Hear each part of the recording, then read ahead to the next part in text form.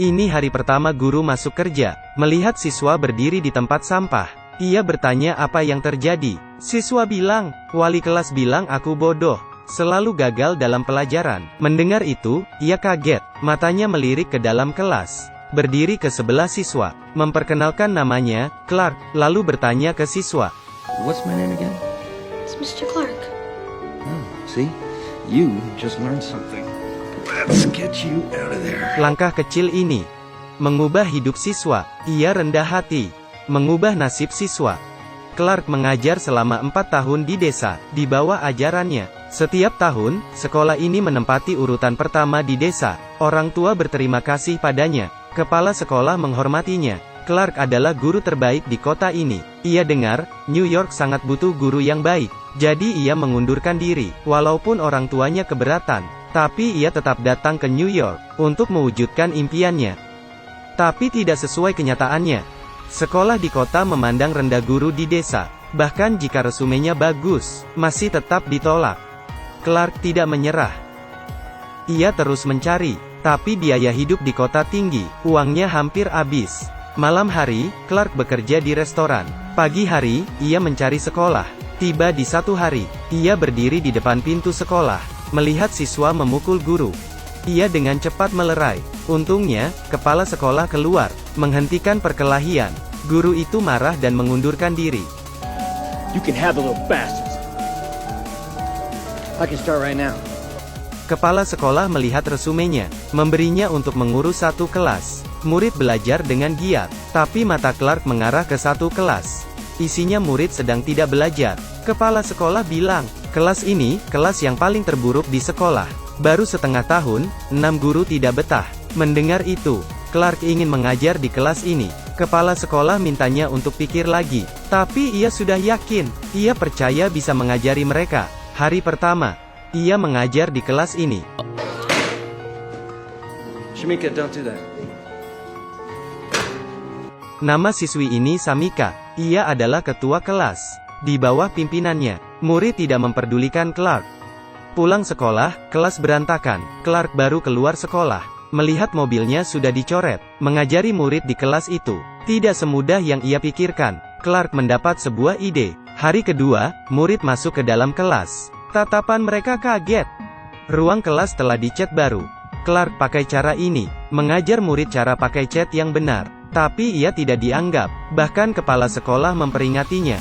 Jangan main-main di kelasku. Clark tidak dihargai. Sekarang situasinya semakin parah. Agar murid bisa mendengarkannya, ia coba berbagai cara. Juga menetapkan aturan baru untuk menarik perhatian murid. Tapi tidak ada yang memperdulikannya. Bel sekolah berbunyi. Murid bergegas berlari keluar. Kali ini, murid tidak berhasil. Karena Clark kunci pintu kelas. Itu adalah aturan pertama. Besok kalau pergi makan, harus antri.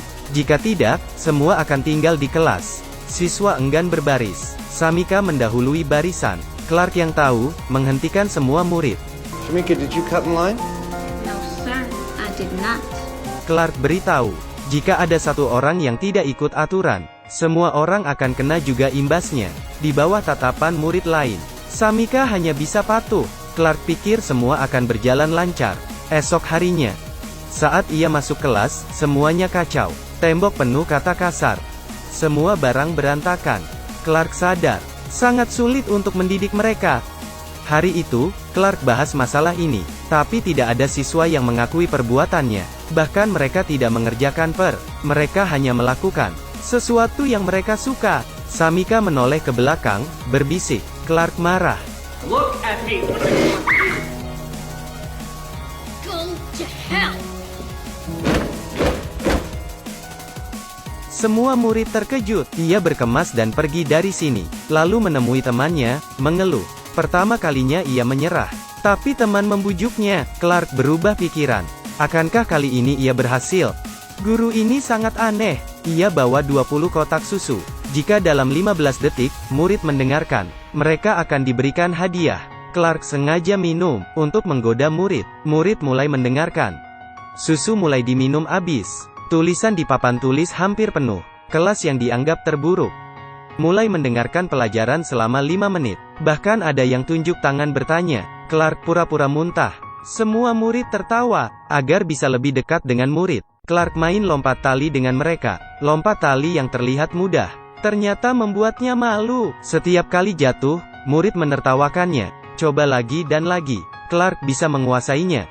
Lalu beritahu ke murid, selama kamu mau belajar, semua pasti bisa. Kepala sekolah yang melihatnya, memanggil Clark ke ruangannya. Mereka sudah jadi kelas terburuk di sekolah. Kamu malah mengajak mereka bermain. Clark tidak senang.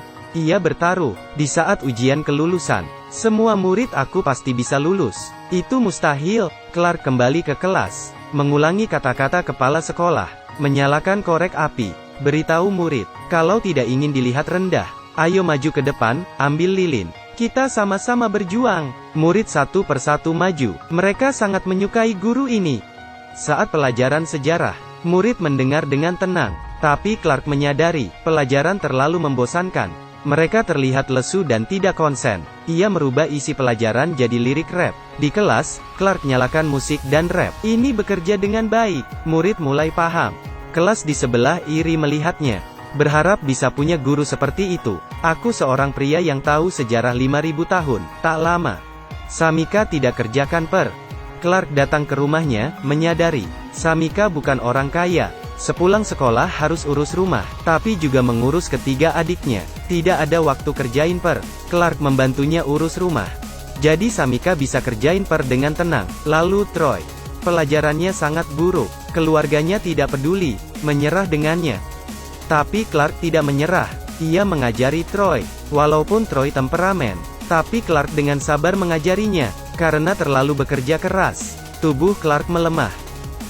Saat mengajar, ia batuk terus-menerus, lalu jatuh pingsan. Murid melihatnya, lalu tertawa. Mereka pikir Clark sedang bersandiwara. Murid memanggilnya, tapi tidak ada respon. Murid panik. Clark dibawa ke rumah sakit. Raut wajah murid sedih. Dokter bilang, ia terkena pneumonia, karena terlalu lelah. Meski tidak menular, tapi ia harus banyak istirahat. Tapi ujian sekolah murid hampir tiba. Clark mengabaikan kesehatannya. Merekam video mengajar dari rumah. Siswa belajar dari video. Kepala sekolah kaget. Murid mendengarkan pelajaran. Walaupun Clark tidak ada di kelas, tapi ia tahu setiap murid di sana sedang apa. Alita, Zekam, turn around and face me. Ia mengenal murid lebih dari orang tua mereka. 2 minggu kemudian, ia kembali. Ia masuk kelas dengan marah. Karena murid masih gagal dalam ujian.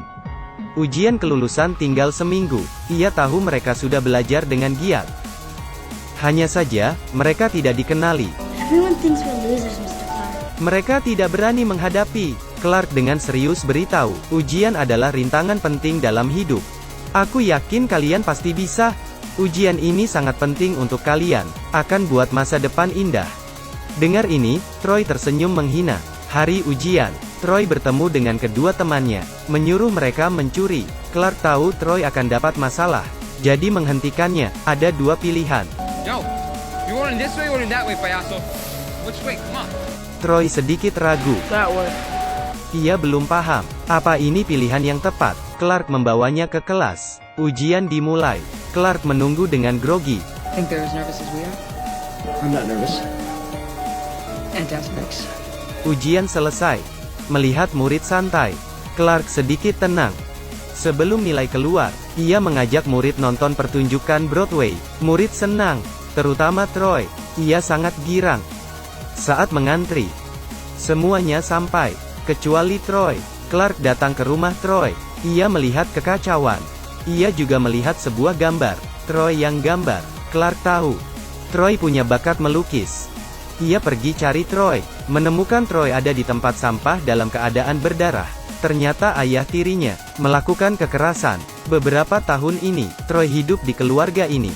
Agar kejadian ini tidak terulang lagi, Clark sementara membawanya ke rumah kepala sekolah. Di hari pengumuman nilai ujian, Clark menyiapkan piala. Setiap anak dapat piala berbeda. Walau piala kecil, tapi bagi murid, sesuatu yang berharga. Selanjutnya, pengumuman nilai ujian. Murid grogi. This 6th grade class tested higher than any other class. You even tested higher than the honors class. Semua kerja keras ini tidak sia-sia. Murid yang dianggap sampah menciptakan keajaiban dalam setengah tahun. Semua berkat kerja keras Clark, membimbing murid ke jalan yang benar. Film ini berdasarkan cerita nyata. Clark jadi guru legendaris di Amerika. Tugas guru bukan hanya mengajar, tapi menjadi orang tua. Judul film ini, The Ron Clark Story. Film yang sangat mengedukasi.